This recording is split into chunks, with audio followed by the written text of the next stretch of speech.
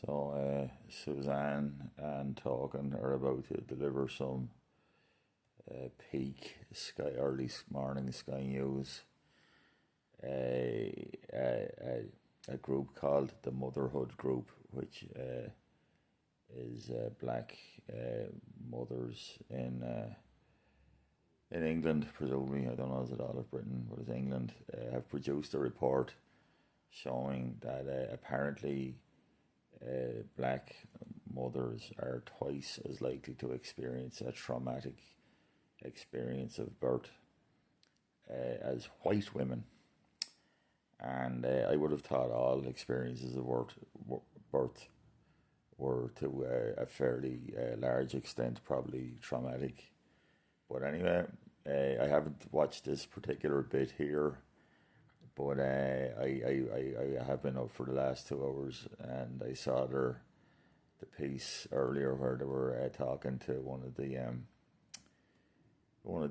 blacktivists involved. And yes, I did say blacktivist there. You didn't mishear me. So anyway, their faces are about to fold into that wonderful expression that they must rehearse.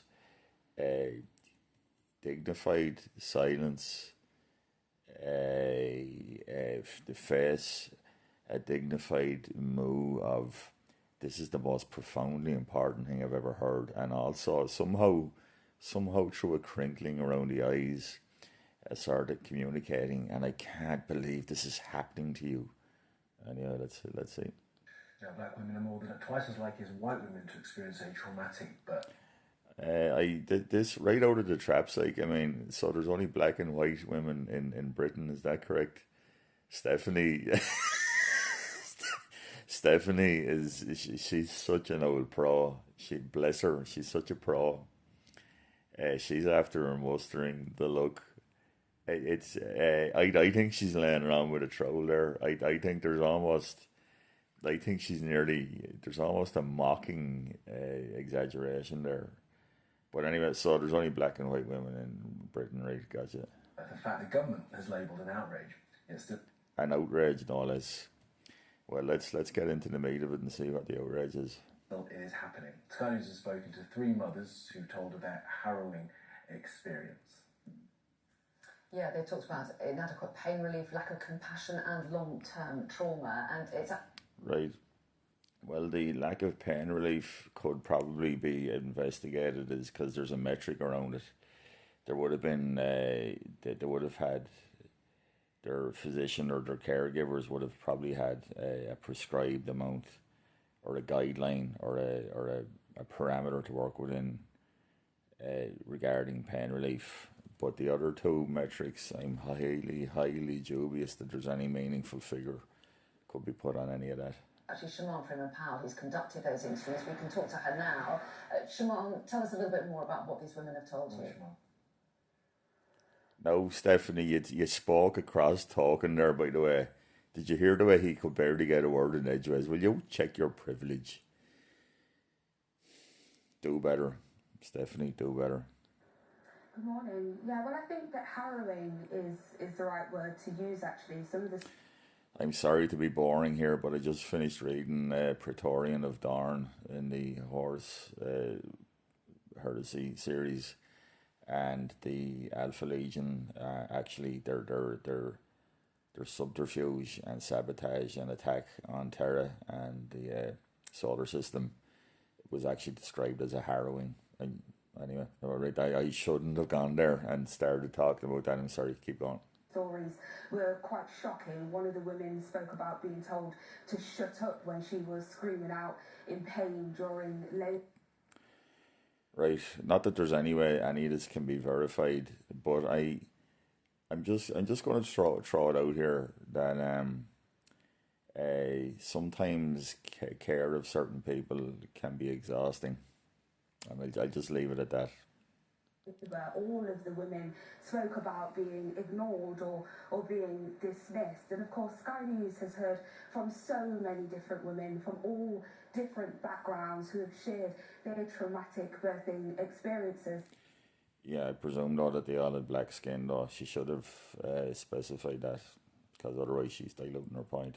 The government itself has also acknowledged that far too many women from all kinds of backgrounds are experiencing unacceptable care. Now, in my full piece, we speak to Dr. Michelle Peter, who quite rightly points out that this is not about pitting women against each other. Maternity care should be safe and compassionate.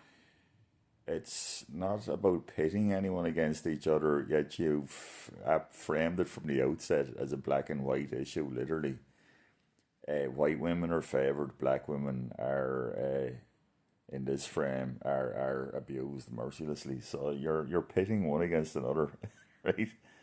Oh, unless the pitch is, we just need more, privilege checking and more sort of growth and self-awareness. Okay.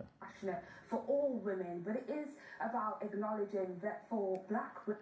Yeah, it's a kind of a rephrasing of the old, well, all lives matter. No, but in this context, black lives matter. Yeah, but, if there was a house on the street and it was burning down, you wouldn't say all houses matter, would you?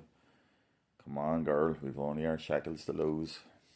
Men, the stats are particularly stark. They're more likely to have serious complications, they're more likely to lose a baby, and more likely themselves to die during or after pregnancy too. But despite this, and despite being told time and time again that they're more at risk, the women I spoke to said they believe that the care they received still lacked. Right, so they're looking for preferential treatment then. If the data such as she has is correct, then it isn't a matter of equality. Then they're not getting preferential treatment, and the perception that they're not getting preferential treatment is the thing that's really grinding the gears. They're getting close to becoming a little bit incoherent here. But anyway, what else would you expect? Passion, feeling as though they were dismissed, and feeling as. Now, she's going to keep going on in this manner, I'd imagine, and start talking about things like unconscious bias and microaggressions and all the rest of it. You'll notice that there's no real metric on any of this. Okay, you can talk about you can compare round numbers and say, well, this is a group A and B both received care, but group B reports that it was more traumatic than group A. And there's virtually no way of really rationally assessing that other than to just make an appeal to lived experience. If they have to tone. I just keep noticing that I keep their ad hominem phrases I keep doing here. I'm not doing it deliberately, by the way. Themselves down in order to receive adequate care. So I suppose the point of this piece is to highlight that behind those statistics are real people and their experience. Yeah, but what is the statistic though? What is the statistic? The statistic surely would be that in Britain X number of women give birth every year, and the X number of children are safely birthed in the health system, in the maternity system in Britain. Surely that's the main thing, and that we're talking about probably some little cosmetic perceived differences and trying to talk that up into being an actual issue. I was told by the midwife to shut up. I was in excruciating pain, down on all fours, clinging to the wall, asking for medication. There was no compassion, there was no, how are you? And then she put her hand over my mouth to basically say, be quiet. I was ignored, I was left for hours. The thing is, we can't verify any of this. Now, did this happen? Perhaps it did. It's just that the bar in this day and age for what's perceived as abusive treatment, if your opening framing is that, well, is it because I is black, then pretty much anything goes, no matter what anyway interacts with you. If you want, you can perceive it as degrading, insulting, or blah blah blah. They're screaming in pain, and I'm having nurses just walk past me and literally ignore me. I was so terrified in that moment because I realised that even if I ask for help and communicate that I'm struggling, no one's going to help. I tried to close my... Yeah, I just really and truly just don't believe most of what they're saying.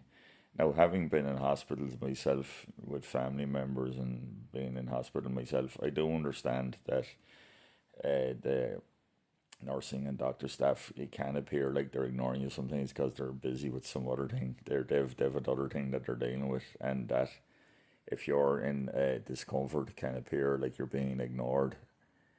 These systems are not perfect, and they're populated by people who are not perfect.